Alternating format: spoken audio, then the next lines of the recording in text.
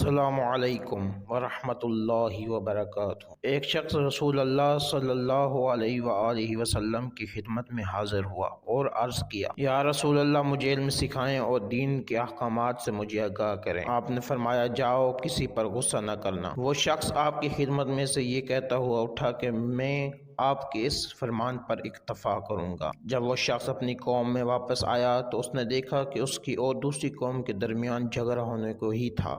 دونوں طرف سے لوگوں نے ہتھیار اٹھائے ہوئے تھے اور ایک دوسرے کے خلاف صف آرائی کی ہوئی۔ اس شخص نے بھی جنگی لباس پہنا اور اپنی قوم کے ساتھ جنگ میں شریک ہونے کو چلا گیا۔ پھر اچانک جنگ شروع ہونے سے پہلے اسے یاد آیا کہ پیغمبر اکرم صلی اللہ علیہ وآلہ وسلم نے مجھے فرمایا تھا کہ خبردار، کبھی غصے میں نہ آنا۔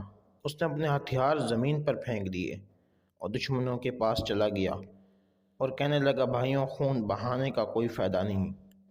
تمہارا جو نقصان ہوا ہے، میں وہ نقصان اپنے مال و دولت سے پورا کرنے کو تیار ہوں۔ جب ان لوگوں نے اس شخص کی شرافت کو دیکھا تو کہا، جناب، ہمارا جتنا بھی نقصان ہوا تھا وہ سب معاف کرتے ہیں۔ دونوں طرف سے اٹھی ہوئی تلواریں نیاموں میں چلی گئیں اور ایک یقینی جنگ مستقل امن میں بدل گئی۔ پیغمبر اکرم صلی اللہ علیہ وآلہ وسلم کی ایک نصیحت کی وجہ سے لوگ بڑی جنگ سے